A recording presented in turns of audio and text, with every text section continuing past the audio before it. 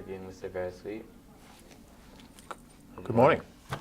So, I was wondering, where did you work? Well, I worked in a lot of places. And when you get to be my age, you've not just one stop. So I probably worked in 3 different places. My career started in a company called American Optical, which is now defunct, long gone. But it was, at the time, the biggest optical company in the world. And so it was a thrill to join that company. I was there for 15 years. And then I moved from there to stopped briefly at a company called Data General, another company that is gone in the mini computer business. And I moved on from there to a company called Wang Laboratories, another company that's gone. That was in Lowell, Massachusetts. And then I continued and went to work for a company called Computer Science Corporation. Computer Science Corporation is not a well-known name, at least in this area.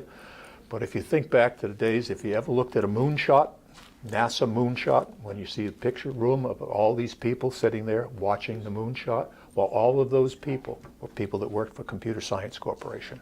So we were instrumental in getting rocket ships to the moon. Before that, Wang Laboratories was a computer company.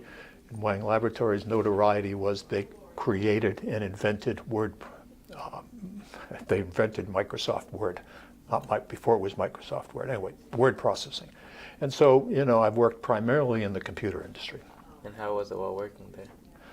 Well, at all of those companies, I had a blast. I had a great run of probably close to 45 years or something on that idea across those 3 companies or whatever the number is. And I had a blast. I stopped working only because I got tired of traveling. I was constantly traveling towards the end of my career. And it's not a whole lot of fun. So I said, I think I can do something else. So then I got involved in other smaller businesses and a lot of volunteer work here on the Cape. What smaller businesses did you get involved in?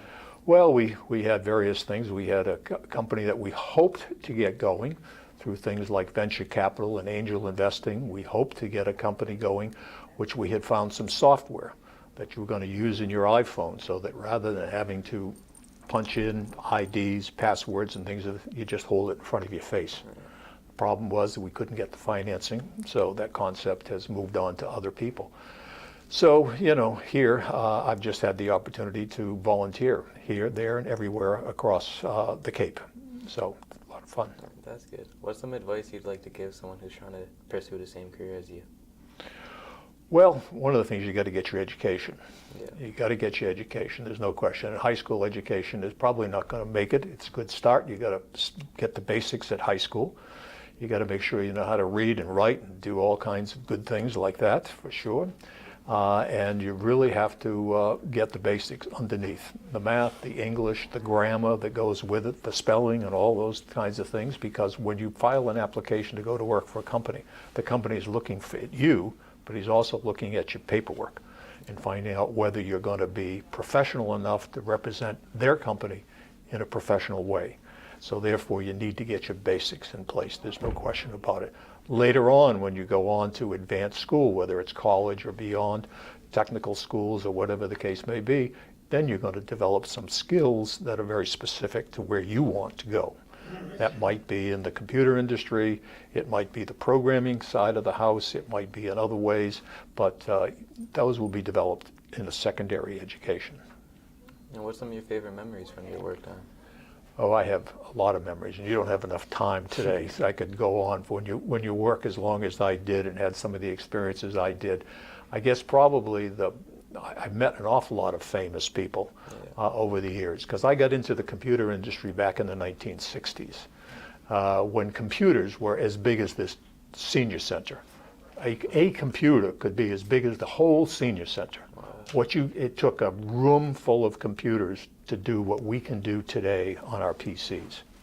I mean, that's the technology that came into place back in the 60s and the 70s, which was miniaturization of circuitry, things of that nature, and the technology that came with it meant that you could do in your fist what it took a room full of computers, transistors, and all kinds of technology in order to do. I was there at the beginning, and so therefore I, had just an unbelievable run. Opportunity, I can talk about famous people I met. They won't mean anything to you, but a guy by the name of Tom Watson, who ran the IBM Corporation, had the opportunity to sit and have lunch with him and talk about the computer industry. That was way back in the late 1960s probably. And many other people. Probably the highlight was having lunch one day in Boston with Steve Jobs, who started Apple Computer. That was a thrill to meet the man, who is still idolized in the computer industry, what he's done and what he believed in and what he has created with the iPhone is still there, still being utilized, and his minions that worked with him and for him are continuing to do wonderful things at Apple. And so therefore, just to get to know him.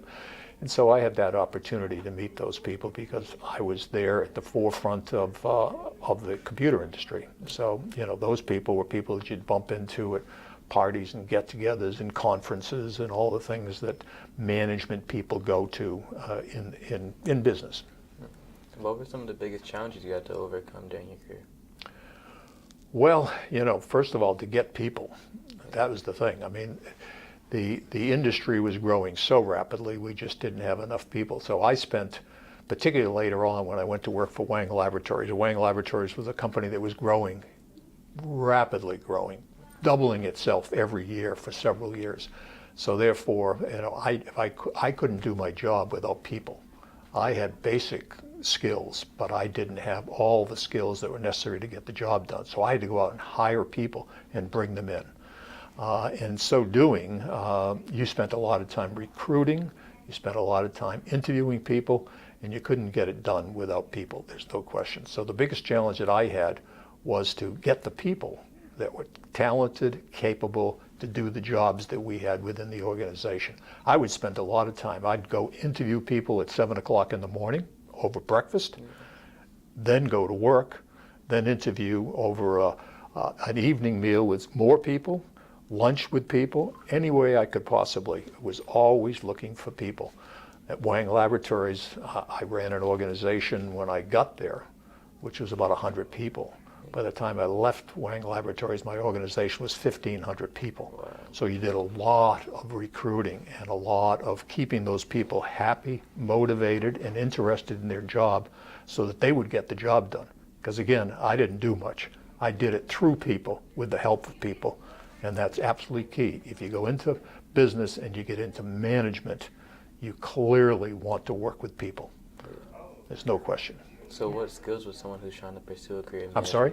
What skills would someone who's trying to pursue a career in management need the most? Well, I think people, particularly people skills, working with people, because like I said, you can't be a nasty person, you can't be an ornery person, you can't be too demanding. You got to be demanding and challenging, but at the same time, you must work with people. So therefore, you got to have people skills. You got to know how to ask somebody to do something in a way that they're going to be challenged by it, go to work at it, and work hard at it. One of the things that you're going to learn in business, in particular, is that business is not always from 8 o'clock in the morning, 9 o'clock in the morning, until 3 o'clock in the afternoon, or whatever the stop time is. Sometimes it continues on into the evening. If all of a sudden you're challenged to do a job, you got to get the job done. You have to stay late at night, you stay late at night. I had responsibilities that were 7/24. Do you know what I mean by 7/24? No. It means all night long. Computers don't stop, right? So therefore you had people working at 3 shifts a day. Yeah. So therefore I was responsible. So therefore if something went bang in the night at 3 o'clock, yeah, I had to get in the car, drive over to the data center and find out what was wrong. Fix it, go back to bed, they'd keep it running. So therefore you had to be able to be flexible in your personal life as well as the challenge of solving problems on the fly, in a rush, in an emergency, because all of a sudden you'd find out that big manufacturing plants needed the report that came out of the computer in order to figure out what they're supposed to do the next day. Yeah.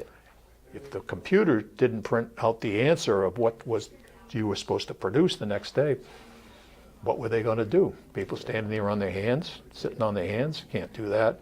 So you need to be flexible. And that was one of the things that I learned, was flexibility and working with people so that people could get their job done.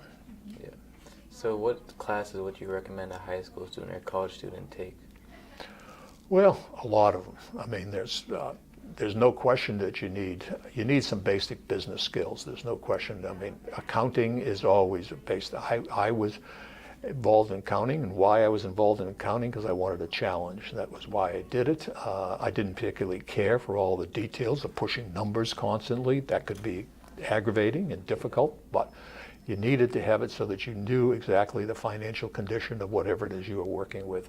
But also there were skills of working with people. People skills are particularly important in business, particularly if you want to become a manager of people. You better be good with people. So therefore there's things like psychology and things of that nature, so that you understand where other people are coming from. Some people are motivated differently than you might be, and so therefore you need to understand where they're coming from and what turns them on and gets them excited.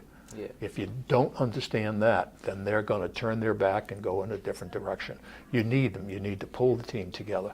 So things of that nature, but there's no question you need to have skills that allow you to interact with people in a successful way.